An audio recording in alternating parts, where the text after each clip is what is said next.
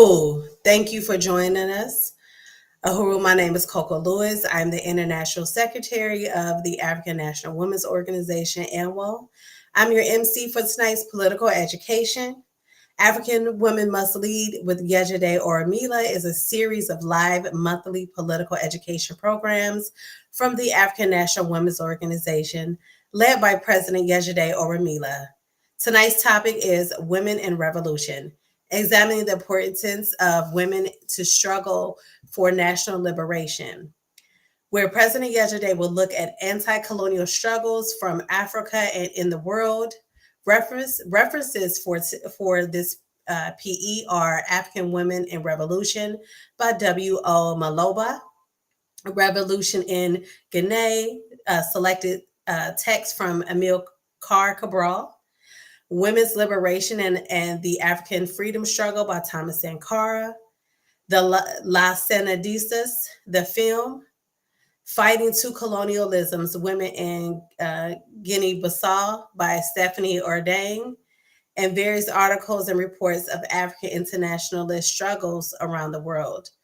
There will be an opportunity to raise issues pertaining to today's PE during the Q&A period, but please comment and engage throughout the program.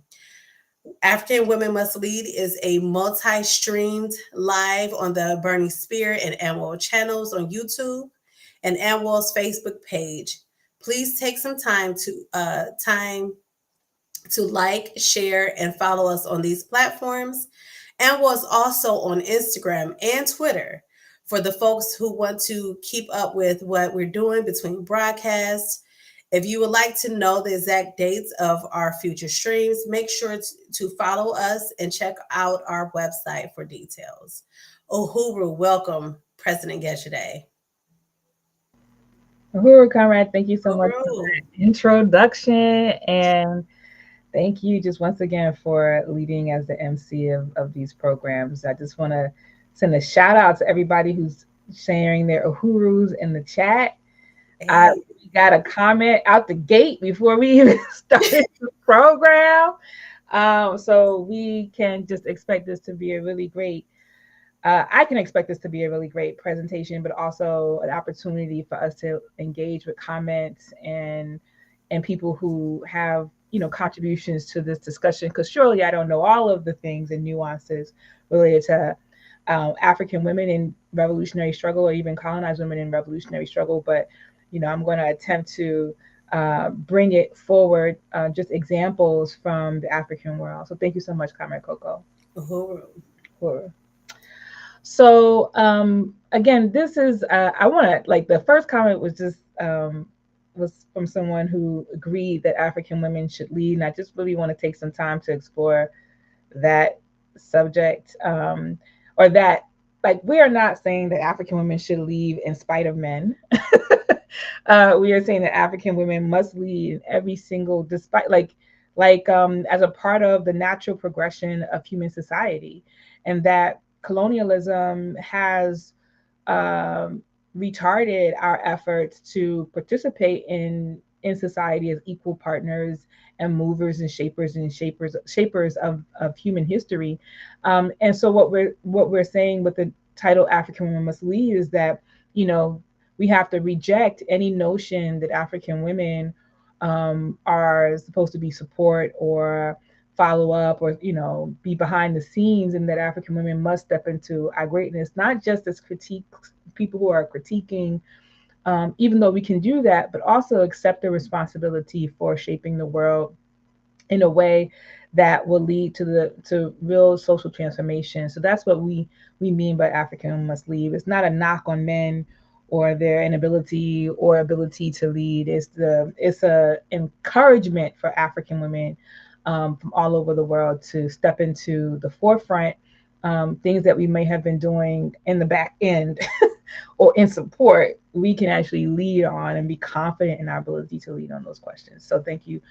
So I appreciate that comment. I just wanted to offer some clarification. So tonight, I am going to be referencing a bunch of material. I'll be reading from a couple of things, but primarily, I thought it was really interesting For me to learn about African women and our participation in national liberation struggles, there have been number of references and books that have talked about women's lib, women's struggles to be equal to men, and so on and so forth, that I'm sure that people may have um, experience with. But I really wanted to dig into like why African women in particular, but also colonized women, participate in national liberation struggles. What were some of the gains? What were some of the failures in those societies? What contributed to those gains and failures? And what sorts of things in society caused women, force women really to compel them to join struggles for national liberation? So I wanted to start off today with a section from the Fifth Congress, the political report to the Fifth Congress of the African People's Socialist Party, that basically set up, which is a resolution to say that the African National Women's Organization must be created. And the chairman wrote this and offered this as the basis for why we need an African National Women's Organization. He wrote, "We want an end to the political and social oppression and economic exploitation of African women. We believe in the absolute, unequivocal political, social, and economic equality of African women and men. We believe that a fundamental test of the progressive or revolutionary character of any organization, party, movement, or society is its commitment, confirmed in practice, to the destruction of the special oppression of women and the elevation of women to the rightful place as equal partners and leaders in the forward motion of the development of human society, and as leaders, makers, and shapers of human history. Our commitment on this question of women's role in society has always been reflected in the leadership of our party, where women have historically been well represented and sometimes in the majority. However, we never structured our party or our work in a manner to guarantee that concerns and issues critical to the progress and protection of women were always considered and advanced as a natural aspect of our work. But African women, who bear the brunt of the attacks of our whole people, are catching hell. It is they who suffer the vicious humiliation and degradation associated with the definition of all women who experience bourgeois rule. But African women also suffer the consequence of being an oppressed nation that is defined as bestial and inhuman by the ruling class or the oppression nation. Additionally, as women of the oppressed nation from which value is extracted at the expense of the ability of the oppressed nation to produce and reproduce life, African women and girls in most places find themselves reduced to beasts of burden, fighting for the survival of themselves, their children, and families. I thought it was important to pull this out because the chairman is right. Like throughout the party and from the history, but also present day, like the ranks are filled with African women.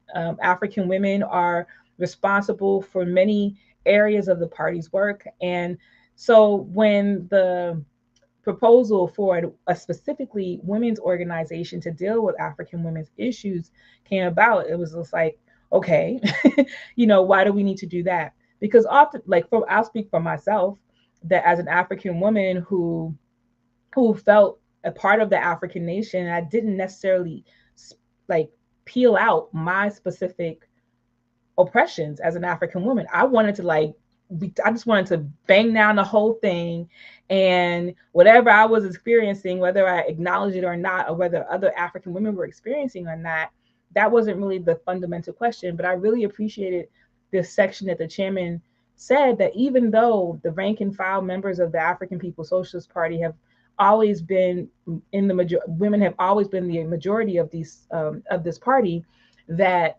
it was necessary to build an organization that was going to speak to the interests of women. And that to me is one of the critical, fundamental bases for this political education today.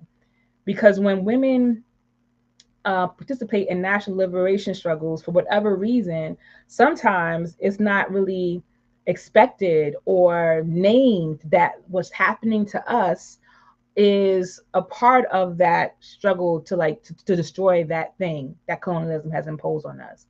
So, we might just be joining because as part of the oppressed, colonized masses, we want shit to change. We want things to be, we want to overturn the relationship of power that keeps our people poor, impoverished, underdeveloped, and all these things.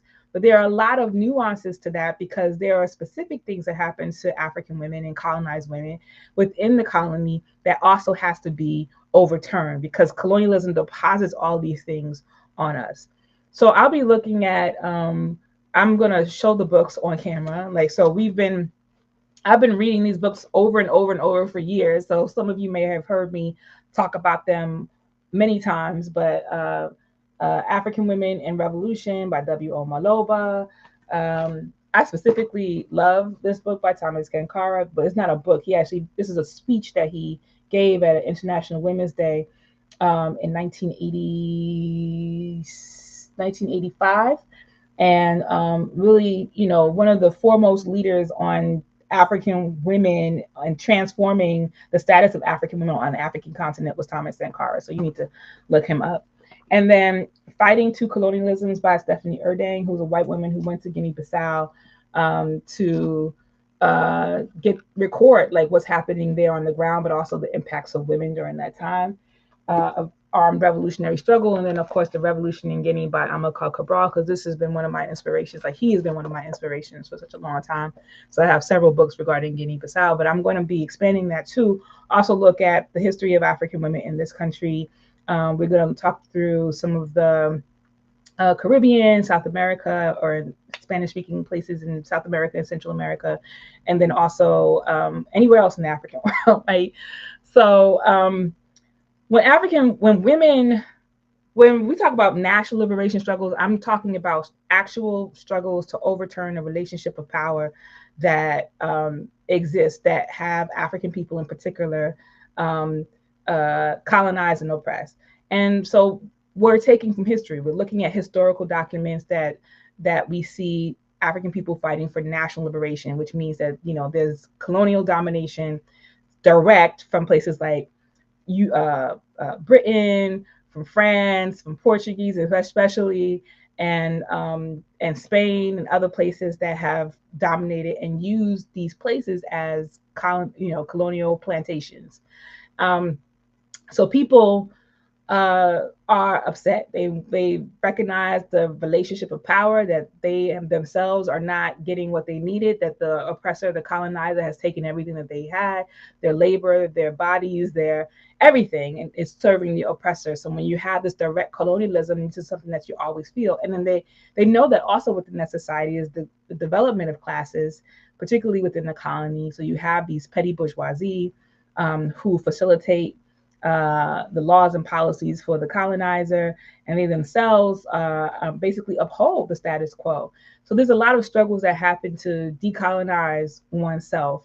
So when we talk about national liberation struggles, we're talking about an entire people or a vanguard people who are taking it on to destroy those relationships of power that have the direct foreign colonizer over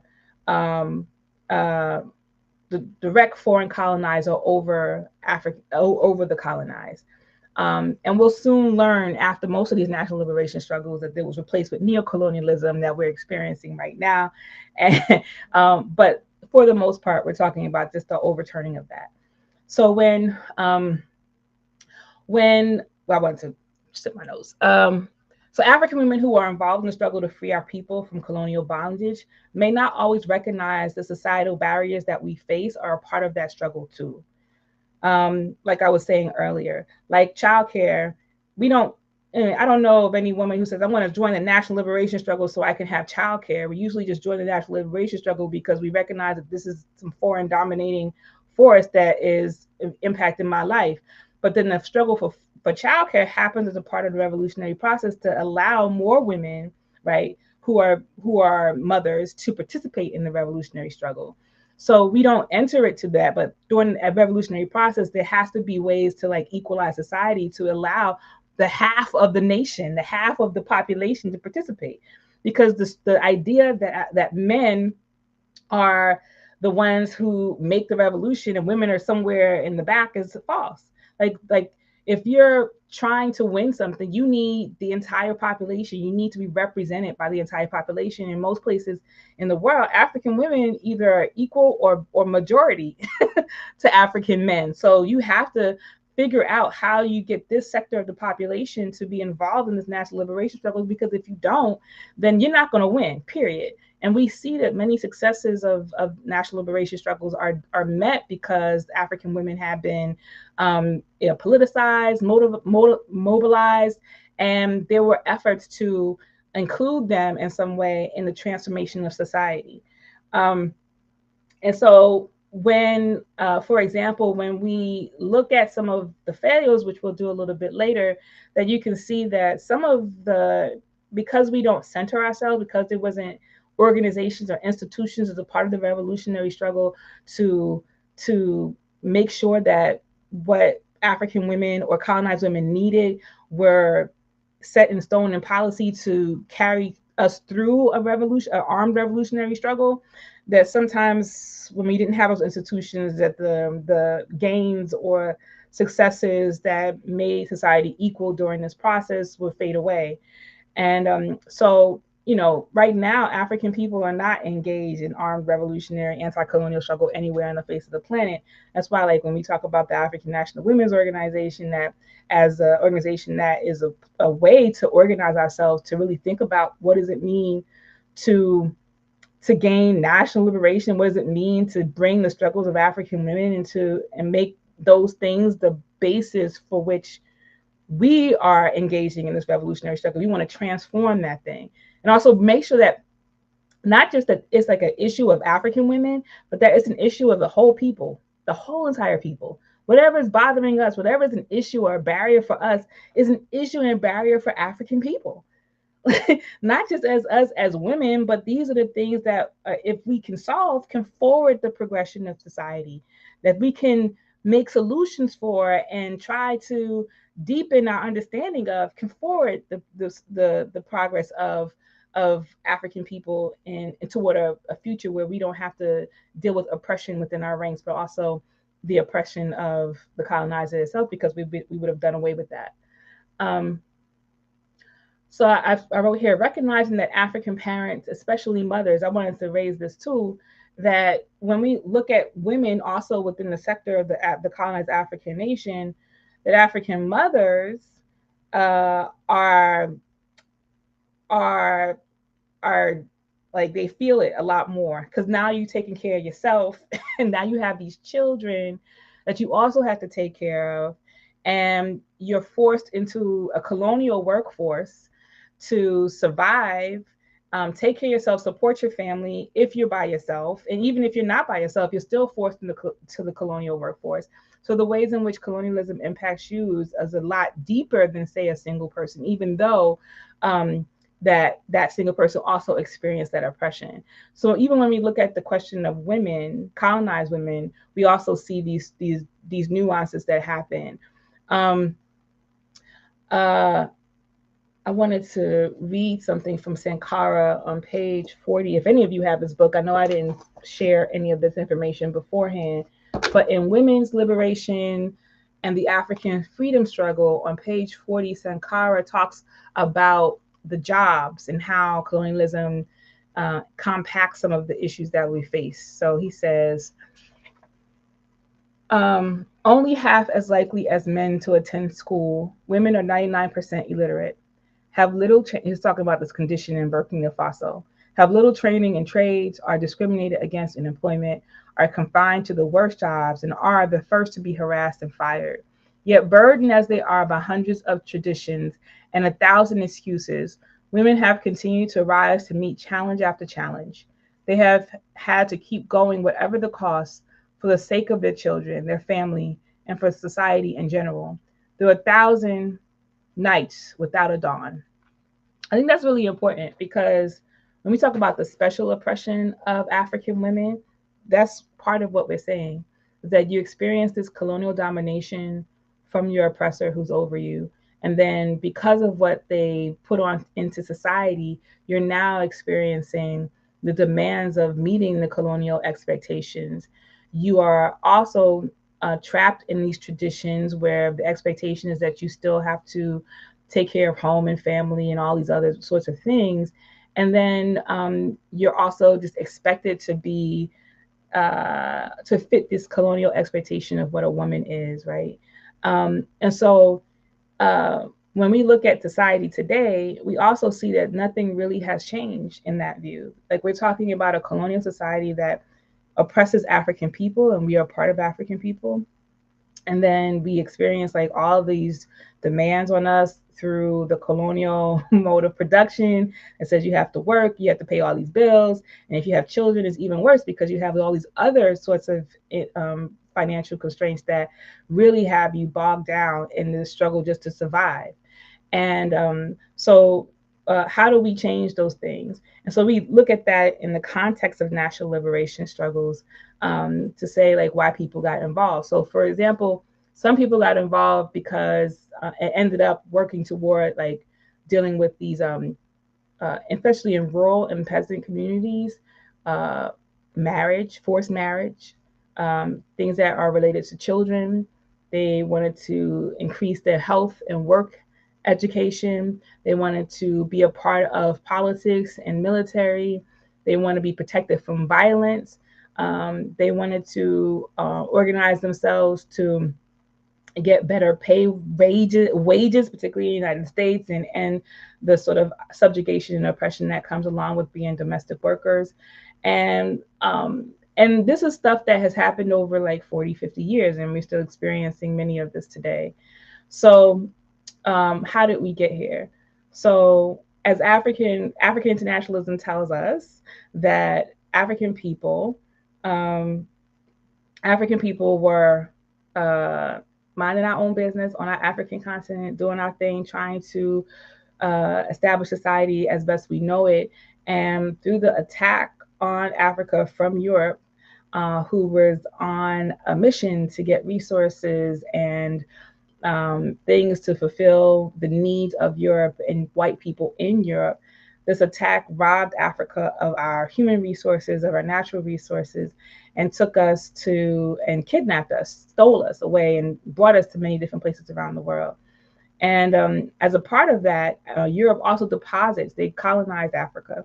So they went into these different places, they exploited traditional roles, they exploited ethnic differences, they created a society in which they deepened the society in which women were less valued than men, and that the expectation is that women would continue to be trapped in these roles that eventually, in modern society today, are not even needed for are not necessary.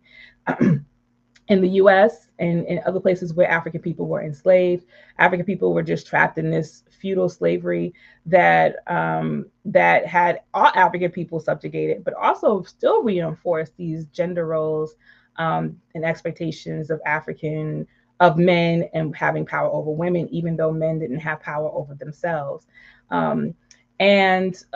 So when we look at how things have developed in those two veins, we can see like how this power structure emerged. Now we have African people in both spheres, like the colonizer enslaved Africa and the enslaved population in the Americas, fighting for their own liberation. And you see the participation of African people, not just women or men, but African people who are engaged in the struggle to liberate themselves from that. And we see, though, what some of the issues are with that is that the same sort of deposits of colonialism that lands that has been a part of our lives for hundreds of years have been left because we didn't deal with those issues. We just kind of mimic those things. And so when we talk about like the national liberation struggle, African women in particular found it very difficult on the continent to shift out of that. There actually had to be a lot of political education campaigns. For example, in Guinea-Bissau,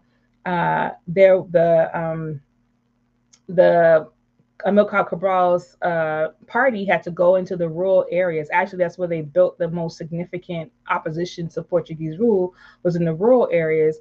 And they had to do a lot of like shifting. They didn't go in and say, you can't treat women like this. They actually had to negotiate with the community and say, listen, you are, don't you think that it would be important that if somebody gets hurt in war that this woman needs to be trained, or this woman and or man needs to be trained in how to give care.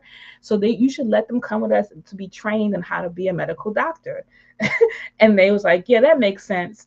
But they also had to negotiate with the community and say, well, you're losing a worker, right? This is women who have primarily the responsibility of doing everything, raising the children, getting the food, cooking the food, and, you know, never having to sit down the entire day. And now men had to now say, okay, if she's going to be gone, who's going to do these things that she was doing before? So as opposed to being like an oppressive factor, a domineering factor, it was a negotiation with community to find alternatives to the traditional lifestyle.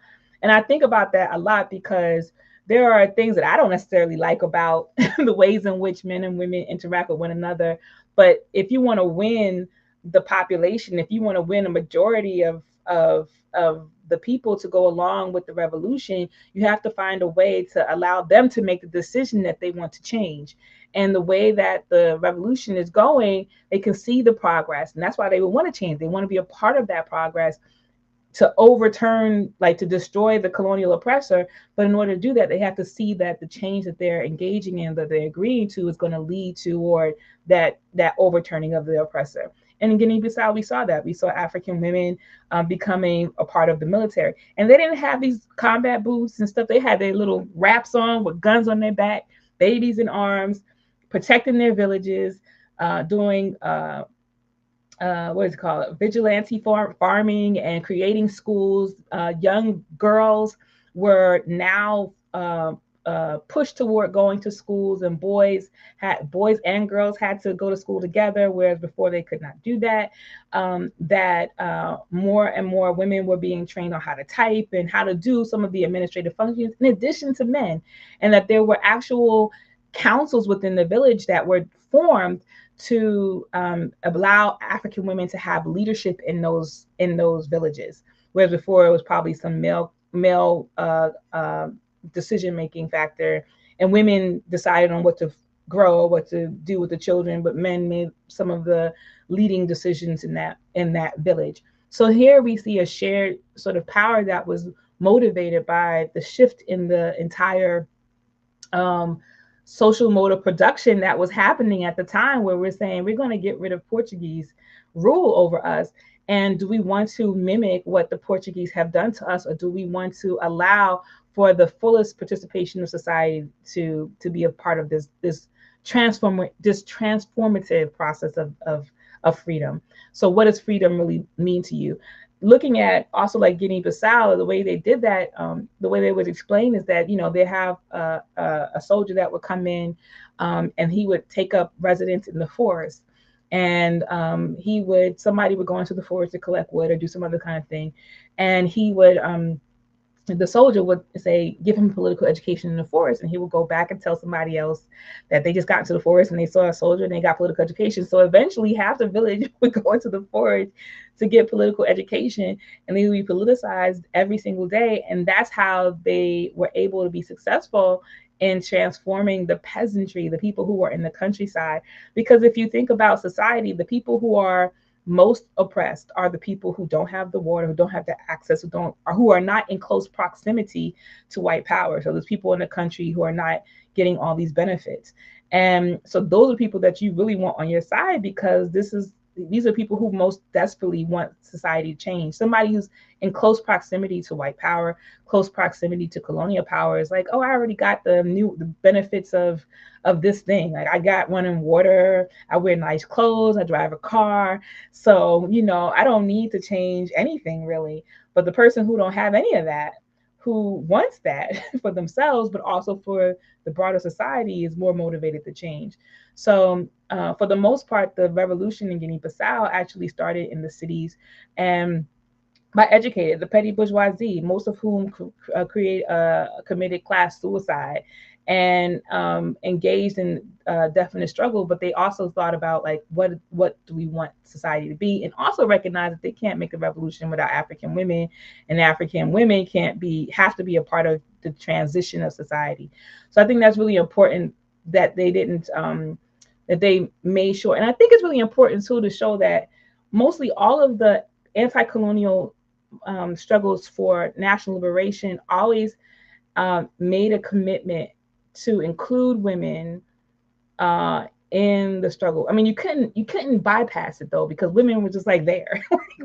You needed forces, you need labor, and sometimes women were more willing to engage in armed struggle than some men. So like you can't pass that up. But there's also that opportunist piece there that accepts the labor of women, colonized women, accepts that they would lead struggles, even win and lead battalions and all of these things for the national liberation struggle, but there's no recognition or there's no transformative piece that addresses their specific issues. And after they lead this battalion, that they got like 3 kids that they need, if they have 3 kids that they have to take care of, or there's some other sort of recognition of that. I was watching this film, Las Sandinistas, and I would recommend that you all go watch it. And it was talking about the Sandinistas of Nicaragua, and it was specifically about the women who engaged in that struggle. And I found the film to be really interesting because we're talking again about the peasantry, the poor working class, the people who don't have anything, standing up to the government and why they engaged. And we saw that sometimes the women were not like armed combatants. They were people who were hiding stuff in the homes. They were hiding people. They were actually accumulating resources. And then that sometimes they actually graduated to armed combatants, particularly when they saw other women engage in that. So they now feel confident that they're able to do that.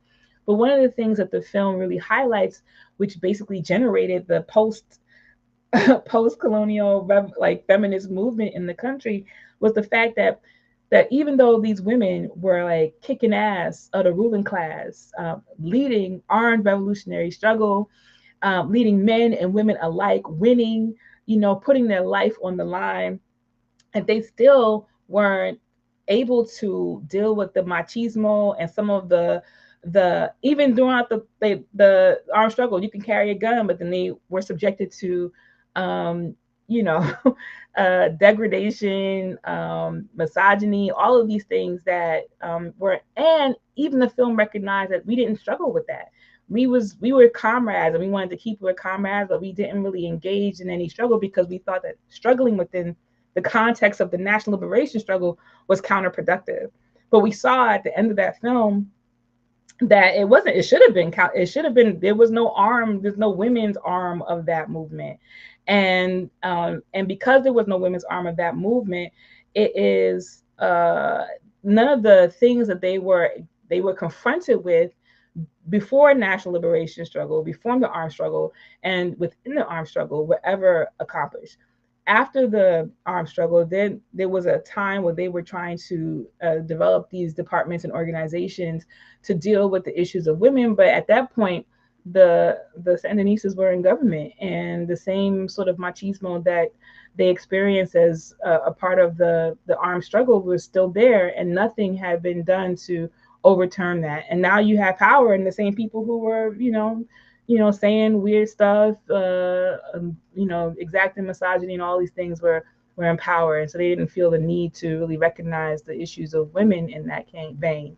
So, so we looking at like that as a failure, right? Like, so that's why, like, when I started out the piece with the chairman talking about like women can participate in all these things, but if you don't have an avenue for women to forward their revolutionary aims and objectives, or even for a place, even if they don't know what their aims and objectives are, but you don't have a department to kind of say what are our aims and objectives, then you're not gonna accomplish these things.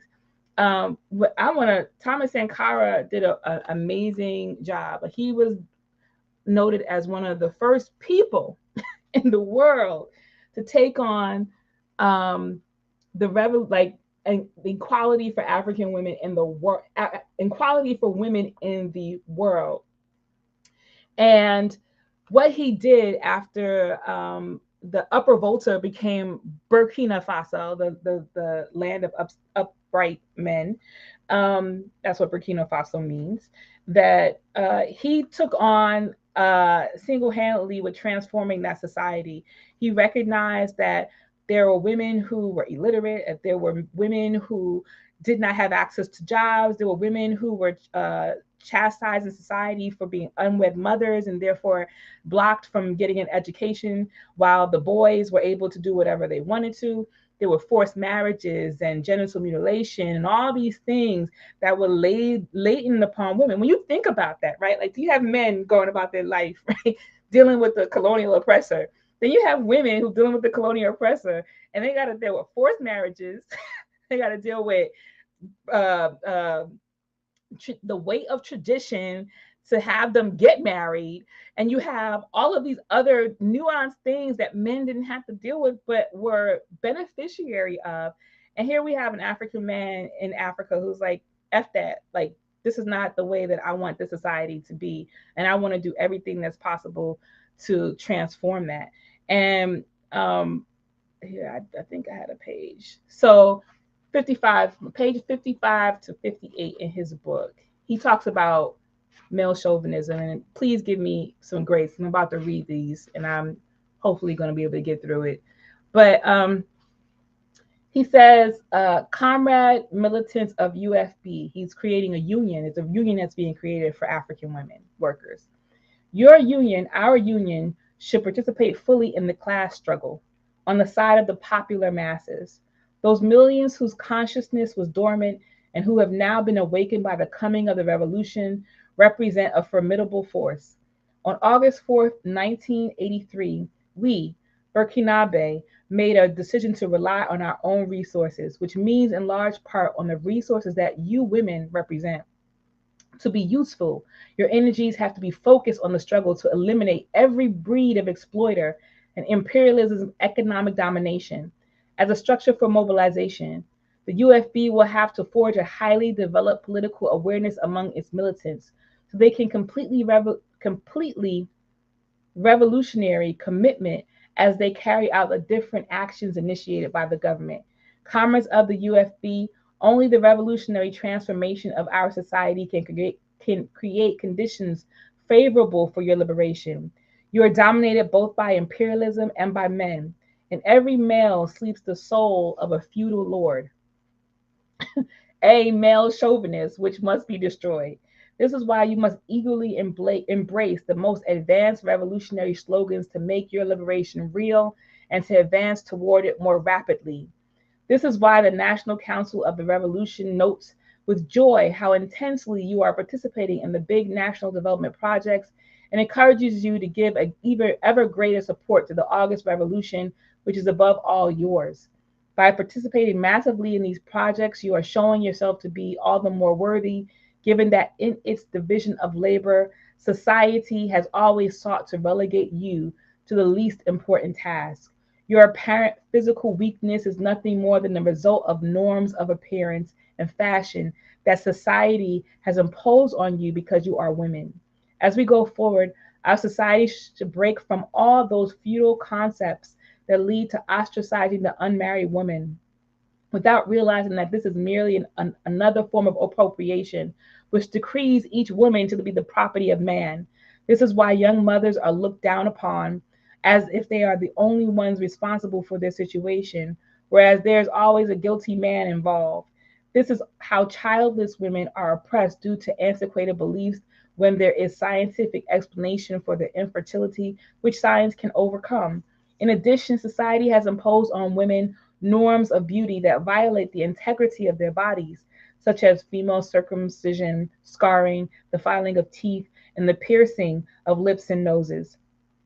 Practicing these norms of beauty is a dubious value. In the case of female circumcision, it can even endanger a woman's ability to have children and her love life. I thought that was really important for him to say, and her love life, because oftentimes when you think about these things that attack a woman's reproductive organs or reproductive parts of their body, is you basically relegate women to just being child bearers. But he actually put, like, it impacts her love life, just the quality of of the sex that they have with a person and their ability to enjoy that. I thought that was like amazing, right? And then other types of bodily mutilation, though less dangerous, such as piercings of ears and tattoos, are no less an expression of women's conditioning imposed by society if a woman wants to find a husband. Comrade militants, you look after yourself in order to win a husband. You pierce your ears and do violence to your body in order to be acceptable to men. You hurt yourselves so that men can hurt you even more. Ugh. Women, my comrades in arms, it's you to whom I am speaking. You who lead miserable lives in town and village alike. You in the countryside who sag under the weight of the various burdens of dreadful exploitation that is justified and explained. You in the towns who are supposedly happy, yet deep down are miserable day in and day out, laden with tasks because as soon as you rise from bed, you turn around in front of your wardrobe like a spinning top, wondering what to wear. No, not so as to be dressed and to protect yourself from the elements, but to please men. Every day you are supposed to be compelled to please men. I think that's really important. Like in a society, like I'm not a Burkinabe, and I don't know what it feels like specifically to construct your world as an African woman to be focused on being married and to have children as a testimony of your womanhood. I mean, that's just super oppressive. I mean, you could see forms of that now and still probably exist in many places around the world. But like to for him to dedicate so much time to that piece in particular is really important because African women and women overall today do a lot of things to appeal to the opposite sex. And also, if you're not a childbearing woman, like what does that mean in terms of your value in society? And there are many things that are happening around the world that will offset, that sort of label that can come on people. And lots of things that women are doing too. And but I just thought it was really important for him to also say that that men who are experiencing male chauvinism take on the feudal lord inside the home. There was one thing that Maloba said in his book, where he talks about the center of women's oppression is in the household. He says this is located, the micro analysis of male oppression of women, this is located in the household. Instead, the site of oppression was shifted from the household to colonial public policies and the impersonal forces of capitalism, both of which are alone responsible for leaving women powerless and victims. So there was, what did he say something else? He said this,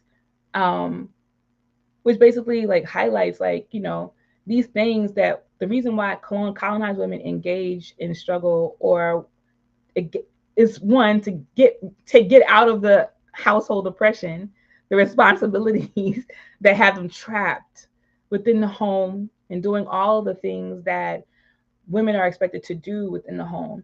They want to get out of that and go out to the revolution, the broader revolution. Like I want to learn how to do this skill or this thing so that I can be a part of the national liberation struggle to overturn our relationship to the colonizer. And what happens though then is that the things that are happening in the household sometimes never really get focused on, and we never really see that. We see that the revolution is a way of liberating us from those tasks, those things, those traditional roles, as opposed to having to use those traditional roles, right, and our resistance of them to add to the revolution, like Sankara did.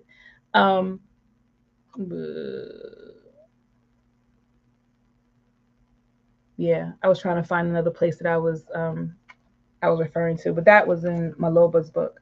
And it's really important for us to understand too, like how this all developed, even in the U.S. I talk a lot about Africa, but there is a piece that I've, is like one of my second things that I study a lot, which is a piece by Claudia Jones, who is an African woman who was born in Trinidad, but did a lot of her organizing in the U.S. and England. And a lot of you may already know who she is. And she was a staunch member of the Communist Party. And in June 1949, she wrote a piece called "An End to the Neglect of the Problems of the Negro Woman." And in it, she lists out like how it is that enslaved African women and enslaved African men emerged in society, taking on these colonial uh, roles within the household and in society. Like, how do African men then say, I'm the king of my household, as opposed to saying that we are in this together, right? Or vice versa, but mostly king of my household sort of thing.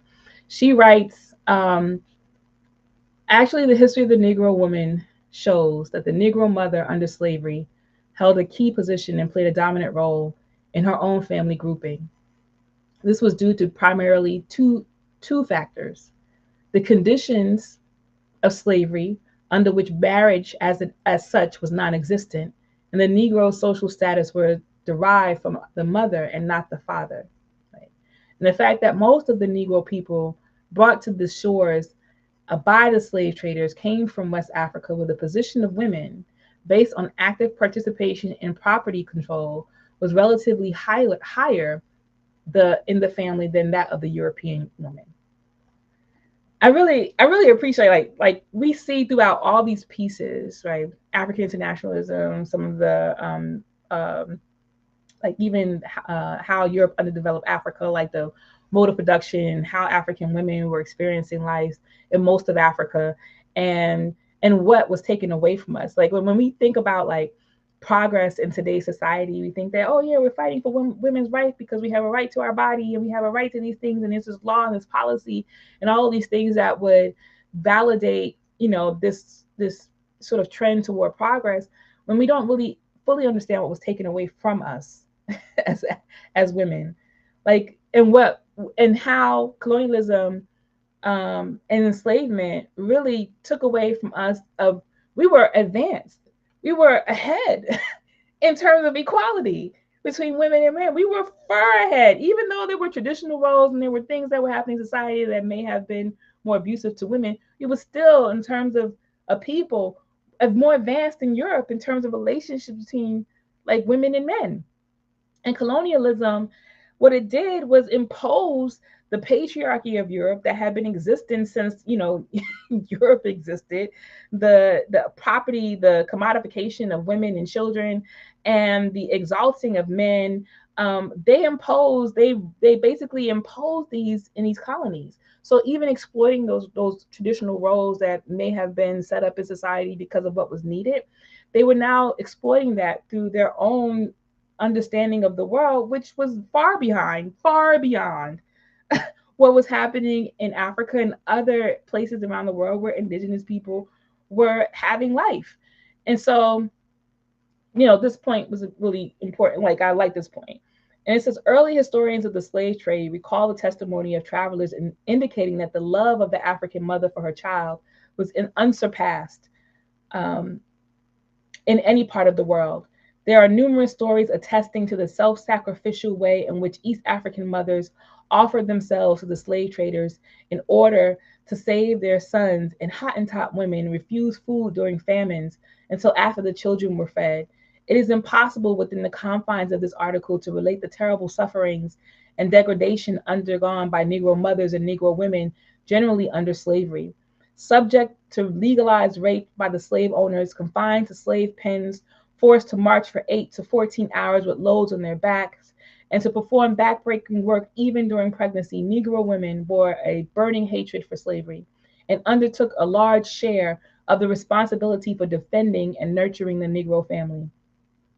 The Negro mother was mistress in the slave cabin, and despite the interference of master or overseer, her wishes in regard to mating in the family matters were paramount.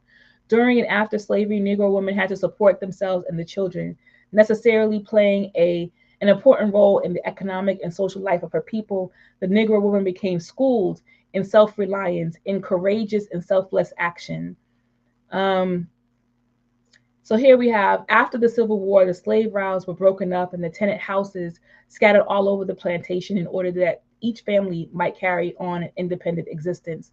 The new economic arrangement, the change in the mode of production, placed the Negro man in a position of authority in relation to his family. Purchase of homesteads also helped strengthen the authority of the male. Thus, a former slave who began life as a freedman on a one-horse farm with his wife working as a laundress, but who later rented land and hired men, recalls the pride which he felt because of his newfound status. Quote, in my humble palace on the hill in the woods beneath the shade of towering pines and sturdy oaks, I felt as a king whose supreme commands were law and gospel to my subjects. One must see that a double motive was operative here. In regards to his wife and children, the Negro man was now enabled to assume economic and other authority over the family, but he could not fight against the violation. But he could also fight against the violation of women of his group, where formerly he was powerless to interfere. So we're seeing like this split in society. Like the split was already happening. Like, we were colonized, we were enslaved for hundreds of years, and development of laws and policies that gave more power to men in that society, particularly African men, were benefiting from that. And also the fact that you have been robbed of being able to do any of this. So after slavery, you have access to purchase land, and because of your status as a male or your identity as a male, you were able to access more things than African women, and that puts you in a different position. And of course, you're mimicking, the colonizer who's also had dominion over you. And um, yeah, so this is really important to note, like this development. And I'm glad I'm really like tied to this. So this mode of production that she also said, a change in the mode of production, from one that was enslaved Africans based to one that now still was enslaved African, like free African based, but the society wasn't arranged in that way anymore, where that was acceptable. So you had, African people having more access to certain things. And so like people often use Claudia Jones also as like the preeminent intersectional feminist, but she never identified as a feminist, and feminism didn't even wasn't in existence at that point. She was a communist. She was an anti-imperialist. She wanted to introduce the fact that African women, as being part of the oppressed African nation and experiencing some of the double oppression, as she calls it, had the most to gain from committing and volunteering and giving their lives to the transformation of society that would bring down imperialism. And I agree. Still to this day, when we look at what's happening in the Sudan right now, where African women and children are on the run, and men too are on the run, but also they're on the run from internal conflict, but also are experiencing violence from African men. In addition to like this colonial violence that they experience, right? They're also experiencing violence from African men who are doing the bidding of the colonizer. And so we have these scores of African women and children and men who are on the run, fighting for their lives, and having to, really just keep everything together. So like these are much of what we are experiencing as African women, is that we are also, just by tradition, the caregivers and nurturers of family and keeping together of communities. And y'all know grandmama them and auntie and all of those people that we often think of very fondly are the cultivators of our society and holds people together. That once you destroy that fabric, though, once you destroy the very fabric in which they're holding together, then the colonizer has won. So that's why it's super important for the issues that address, that may not impact African men particularly, but can doubly oppress African women, has to be brought forward into the narrative of revolution. It's not enough to say we're going to have this African Women's Organization over there. It's like, how are you pushing forward the entrance of African women into the international discussion around revolution and anti-imperialism? Not Black people, not African American issues, but African women. We have to be able to see the scope and breadth of the issues, like the scope and breadth of what's happening in the world and how that impacts our ability in the US, in Caribbean, or anywhere else to forward. So I'm bringing up Sudan again because this is a 6 month war. But we know Sudan is always, experiencing some sort of conflict every so and so years, but this is this one of the places that really destabilizes the African world, and it's a counterinsurgency. And so when you think about the reasons why somebody in the Sudan would want to be a part of anti-imperialist or in national liberation struggles or anti-imperialist struggles, then they have every motivating factor. They want to keep their family together. They want to stop the violence that targets women. They want to make sure that they're safe. These are all the reasons why women engage. Like, we don't want to live in fear and violence anymore. And sometimes that means that we have to create a situation where we are engaging in violence to free ourselves from violence, and figuring out different ways within that armed struggle to ensure that we can salvage the community, and all of that. So I'm seeing some of your chat questions for a minute. I think I shut up in about 3 minutes, um, but yeah, a lot of what I say sometimes also sounds repetitive because I feel like I have to continue to make a point, and my point being that the reason why we are engaged in this struggle to educate the community, but also particularly African women around our struggle to be free, is to not see ourselves and our issues as something that is specific to our gender, but that our issues are specific to a condition of being colonized. And that through organization, through having a process and theory that guides us out of that we can start to solve these problems now and make principal struggles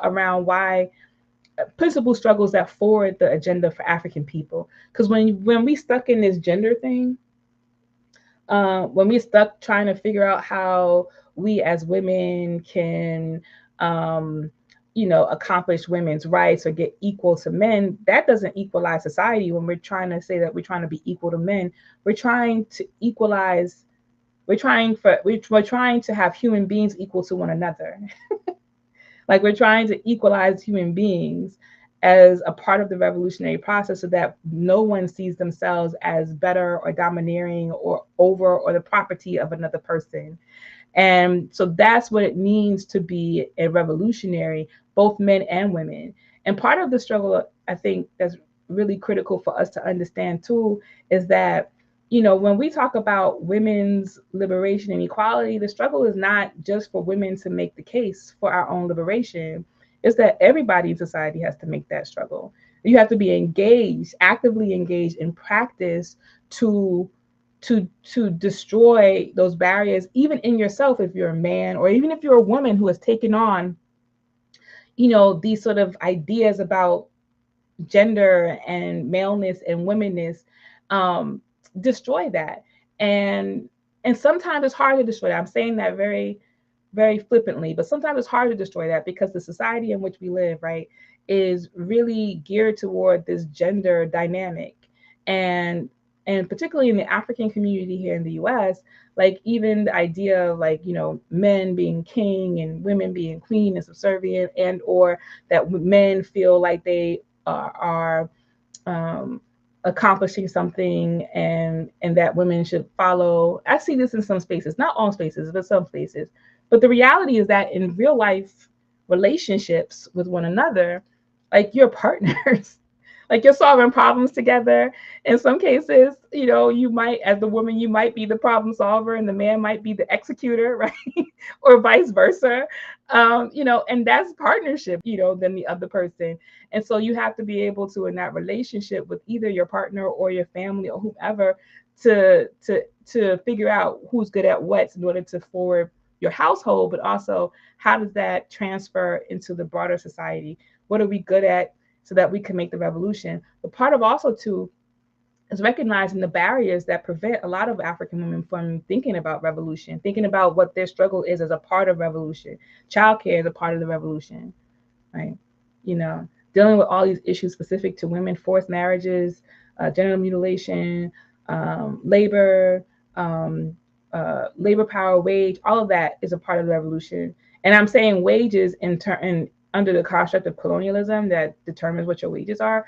But like even when we get free, like we have to say that the jobs that are typically hard and male can be given to anybody because technology affords us the opportunity for everybody to do the same damn thing. And the chairman writes that in that same piece that I read from earlier from the Fifth Congress. He talks about technology, which I also appreciate, which says that all of these traditional ideas around gender and maleness and who has more power and physically, is a wash at this point because technology has developed and advanced in a way that can allow African women and men to do the same sorts of things. So that's important too. So like the need for organization, the need for us to develop ourselves and see ourselves as a part of a longer trajectory. Like this is not just one area and one area in time, I guess I'm trying to say, that even with Burkina Faso, Nicaragua, Mozambique, Angola, all these places where there were actually national liberation struggles, the the quality of life for women ain't shit. It ain't good. It ain't good.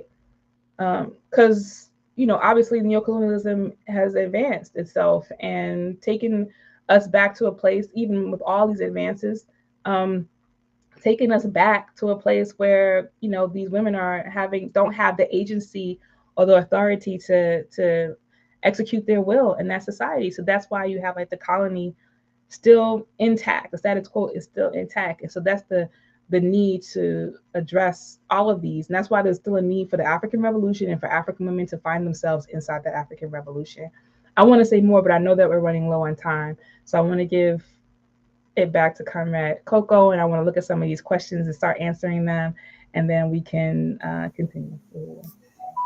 Hooroo. So that was very phenomenal. I got notes. I was over here taking notes for my leadership. So everyone, we're on our way to the Q&A session.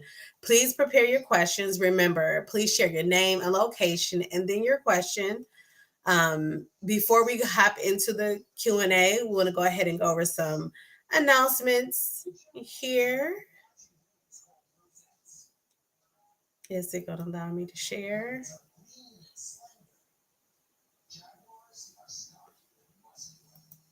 I'm frozen.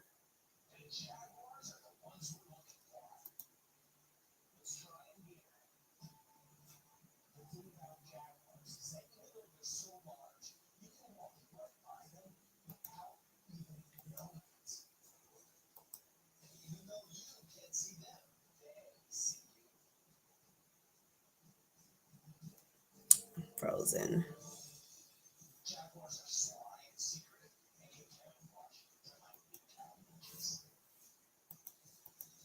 There we go. Sorry about that. I froze for some reason. So, we are calling on African women around the world to join the African National Women's Organization, the only anti colonial, anti imperialist revolutionary organization for Black women. We have members in Africa, in Europe, and the United States. Join the International Collective of Women Building the Revolutionary Capacity of African Women. To learn more about membership and to join, visit anwouhuru.org/join.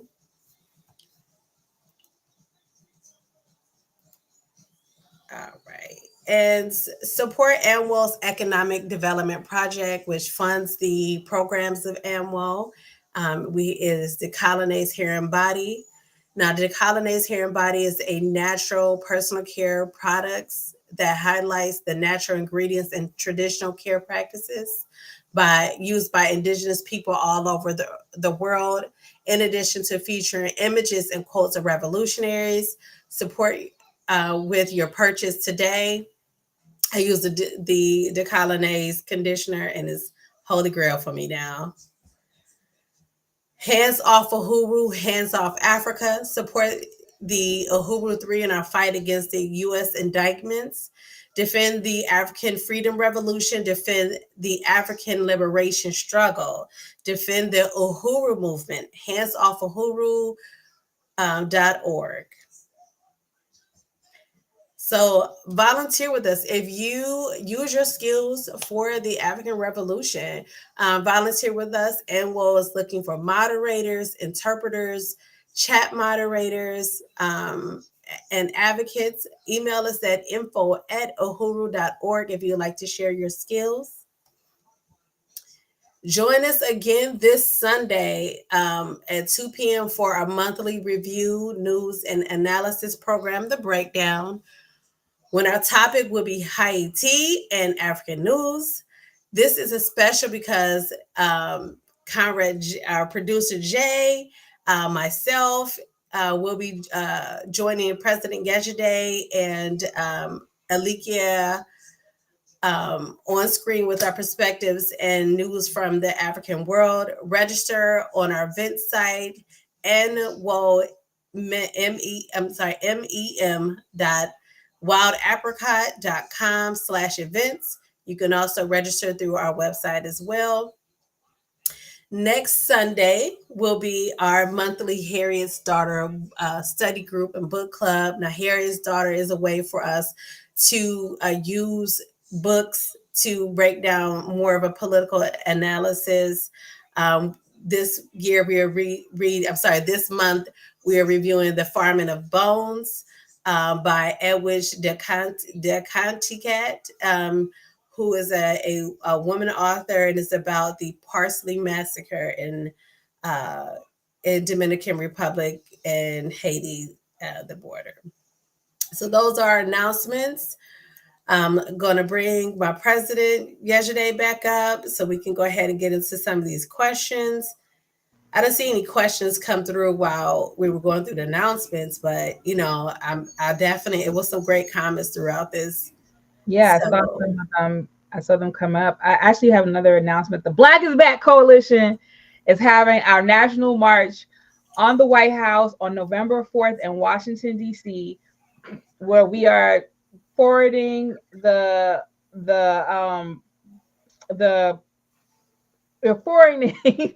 the resistance to the attack on the African liberation struggle. And this is the anti-colonial free speech movement, where we are expecting hundreds of African people to come into Washington, D.C. to support the Uhuru 3, but also to support the free speech movement and the right to African people to say whatever we want to say, form whatever relationships that we want to make and foster for our own purposes. And to demand that the indictments be dropped against the Uhuru 3 chairman Omali Shatella and Penny Hess, who is the chairwoman of the African People's Solidarity Committee, and Jesse Neville, who is the chairperson of the Uhuru Solidarity Movement. So we want you all to come to that event. So go to blackisbackcoalition.org to find out how you can register and participate. There's going to be a march on that Saturday, November 4th, and then there's going to also be a conference on the following day on November 5th. And we're calling on unconscious revolutionary, anti-colonial, anti-imperialist comrades to be out there in these streets with us. So go to blackisbackcoalition.org. I just want to add that there's going to be satellite mobilizations in California, Los Angeles, in London, and in South Africa. So, this is a thing that I cannot wait to be out there in the march on November 4th. World. So I saw a comment that was, I guess at some point during my presentation, someone felt that I was, after the last African thought that I was talking smack about African men like they weren't enslaved too. I think that's, I don't know how that sounded, but obviously that's not the intention. I recognize that I've said it a couple of times, that the entire African nation was colonized and enslaved, and that the relationships that came out of that were really deepened by the colonial domination itself. Those relationships to African men and African women were really, just really imposed on us by the colonizers. So you have hundreds of years of domination, this idea that men are more valuable than women, and then you have a people who are within that society that are dominated by that society, literally oppressed, banged down by that society, can't do shit else but do the colonizer's bidding. And then so you can see that after the so-called enslavement in the US was over with, that these sort of relationships developed similar to that of the oppressor.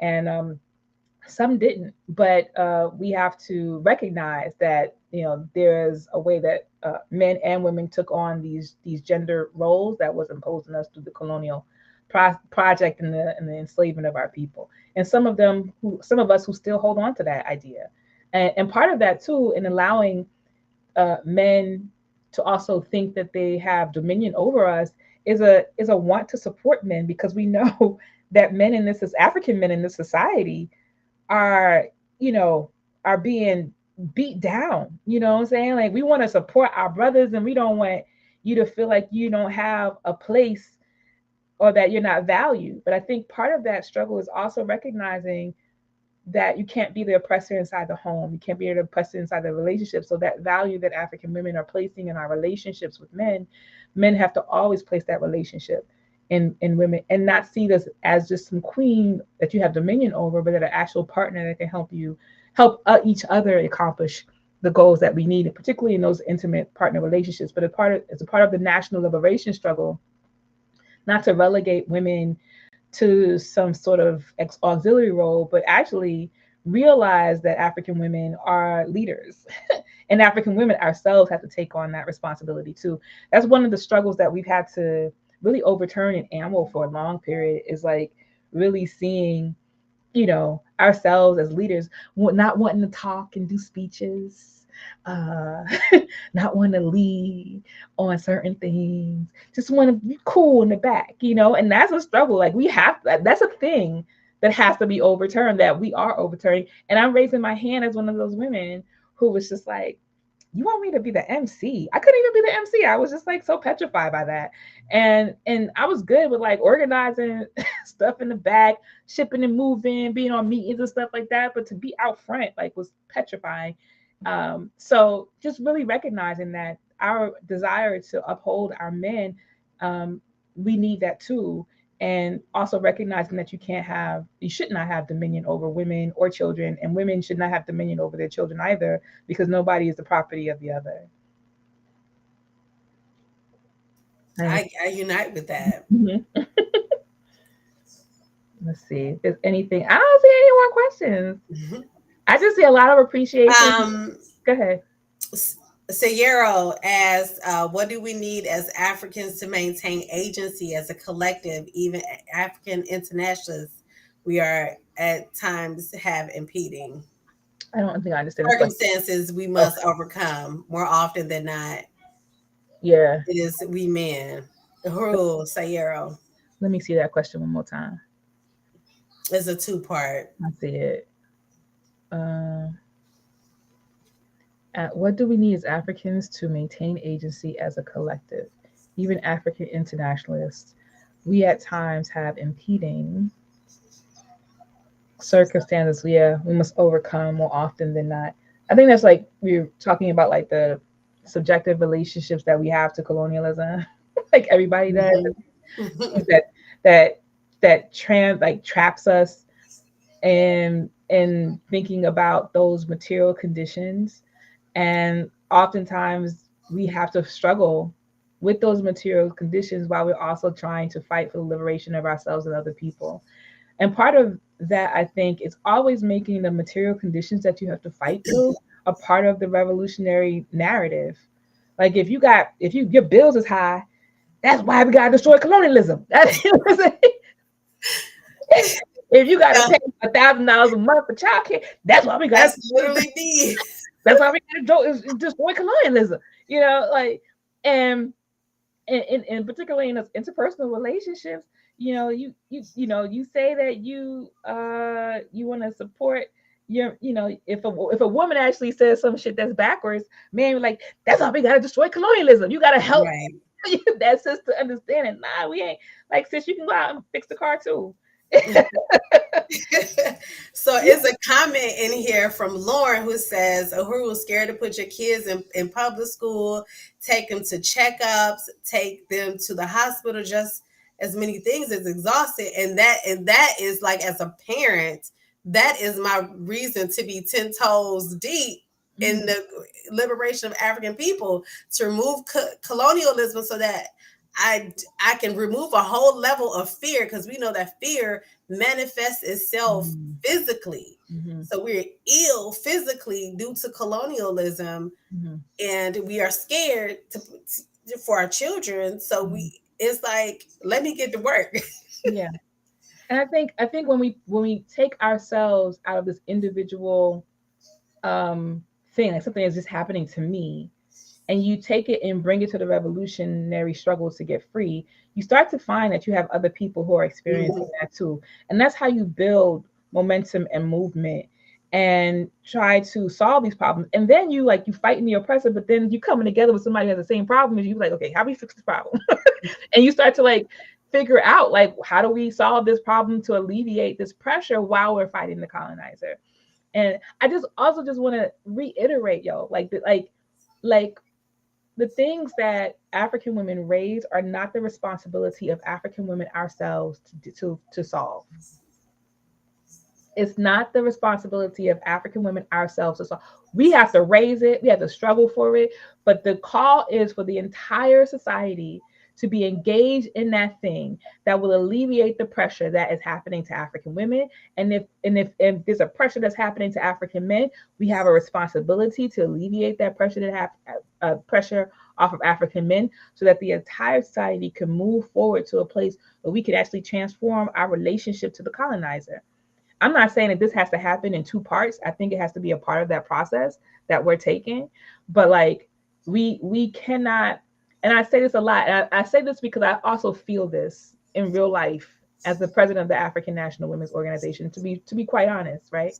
Our responsibility is to raise the issues that African women are being impacted by, but that our responsibility is also to encourage you. So when we say volunteer for this, it's not just for African women to volunteer for that. You can volunteer for that. African men can have volunteer. So anybody who's about forwarding the leadership of African women can lend your skills to this thing to alleviate, the pressure that African women have to face. And lending your skill to something and teaching somebody else that skill is really helping toward that, to giving us agency and things like that. So it's not, so thinking about revolution is that, not just saying that you want women and men to share household duties and then you want women to be equal in society, but what practical things are being done in the revolutionary context, right? But also in addition to the interpersonal context. So even as an African women's organization, still calling on the African nation to support the work that we are doing to forward the African agenda. Because when we talk in AMWO, in particular, we talk about the entire African nation. Correct. We talk about African women, but we meet, that's a part of we want everybody to be free. And we bring these struggles to the African question, whereas before, it's something else. It's a women's problem. Yeah. And I see that Comrade Norman Richmond appreciated me. Thank you, Lauren. I appreciate that. Comrade Norman Richmond appreciated me for bringing in Claudia Jones. I have to find more pieces from her because, I was like, this is 1949. This was before the women's, I guess, I don't know which wave of feminism this would have been in, but there was different waves of women liberation, etc. But I thought that it was important for a couple of reasons to bring in Claudia Jones. She was African woman born in Trinidad, but she did most of her organizing in the US and in UK. And she ended up in the UK because she was deported by the US government for her political work that she was doing in the US around different issues, primarily with the Scottsboro Boys case. She's a journalist, she's a writer. And she's actually, it's funny because the way I was introduced to her too was reading a book called Left of Karl Marx, and because she's buried left of his tomb in England, because she was a staunch communist, right? And but she was also somebody who took the time in 1949 to really research the conditions of African women, to be able to put that down on paper about what we're experiencing, why it is that we are more likely to, why the Communist Party should be organizing us more than anyone else, and why our contribution to the anti-imperialist struggle is integral to us winning.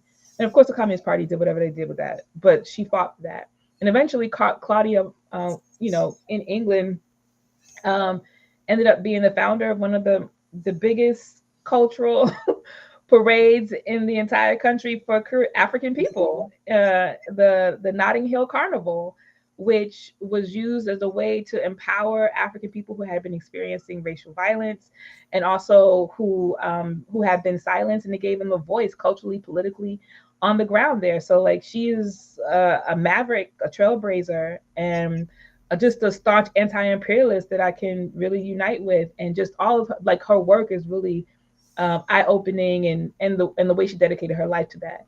And so I just think we have to find more and more of these women, and I particularly like it too. Not gonna lie, because she wasn't necessarily a feminist, which is even though she's of the petty bourgeoisie, but that she was an anti-imperialist, and that grounded her analysis. She's an anti-colonialist. She's that grounded her analysis, and how people should get free. And when we look at all of the different struggles for national liberation and how African women participated in that, I think it's really important for us to always understand like what those material conditions are for African women. And the part of the national strategy, the revolutionary strategy, should always be about not just we're going to get these colonizers or neo-colonialist people out of power, but how in this process are we ensuring that African women are seen, heard, and are leading. So one of the books I didn't refer to was like, oh, African women weren't just like organizing on African women issues, childcare and stuff like that. Because not every African woman has a child or is responsible for children. I really, as a person who has a child, like I'm very conscious of the fact that even though we speak about women with children, that is another element under which colonialism really deepens their stranglehold on African women, is if you have children that you take care of.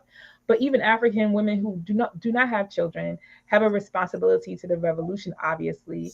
And that I really appreciate that that they really highlight these nuances between class, the African petty bourgeoisie women in the city who can wear fancy clothes and wear shoes, and have even created organizations, petty bourgeois organizations, as in namesake only, don't really address the special oppression. And you can even see now in Africa where in some countries Africa still is advanced in the area of equality in many places, right? Like African women have positions in congresses and members of their national councils and senates, and they're able to make decisions. But the condition of African women, that's only like visual. So all the things that people are experiencing like 70 years ago, 40 years ago, still exist. Like this idea of representation, we shouldn't be fooled by that either, where you see the representation of African women in all these positions. So it's not just a struggle to have representation in these decision-making bodies.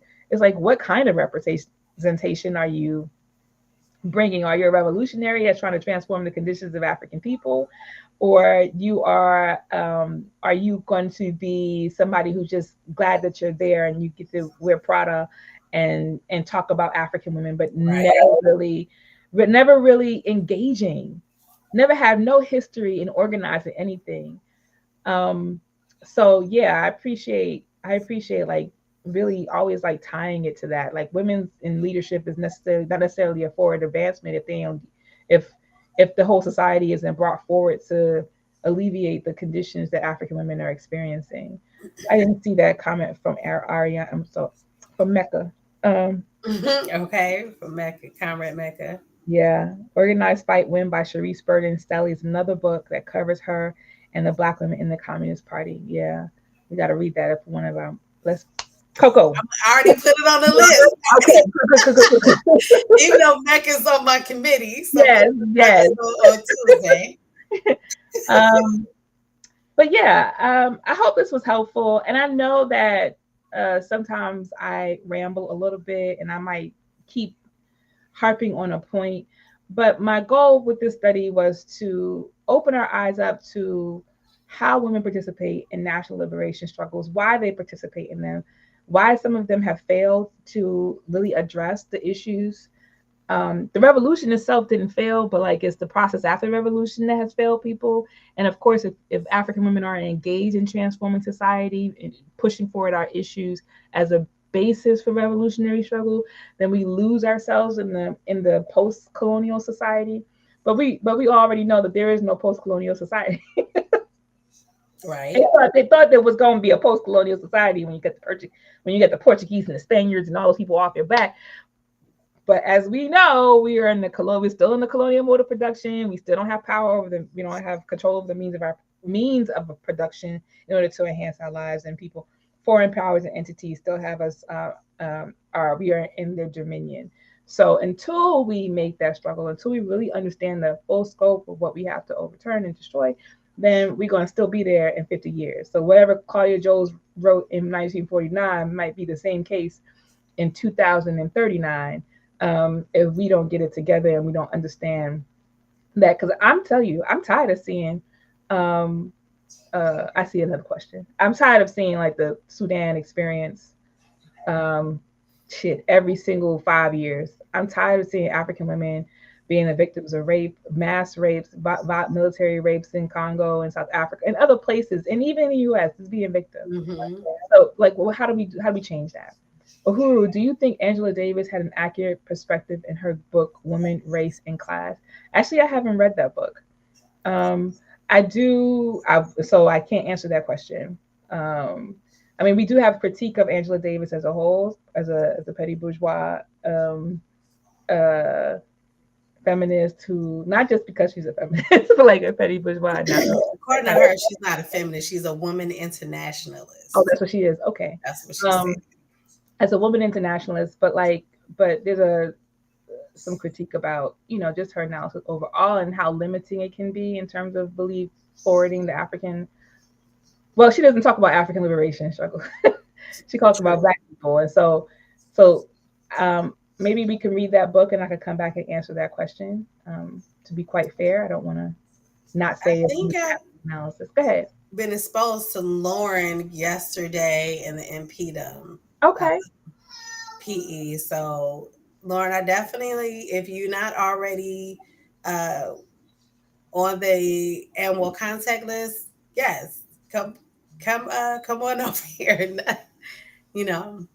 Yeah, you go to our website and hang out with us too. Yeah, dope. Okay. Well, you know what? If there's any other questions before we close out.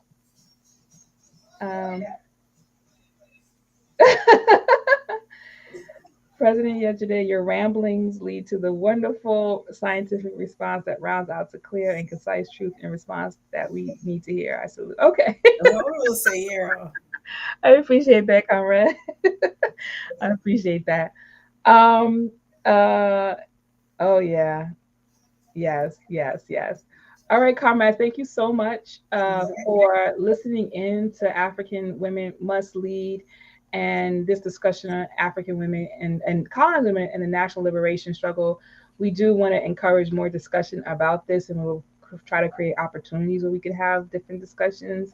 We did at one point have a film viewing of Las Sandinistas where we actually viewed it and then had some discussion afterwards. And we're going to continue to find film and other things and ways that we can engage in these discussions. So thank you so much for tuning in tonight, and we look forward to you joining us on Sunday. All right. Hooroo. African women must lead. Hooroo.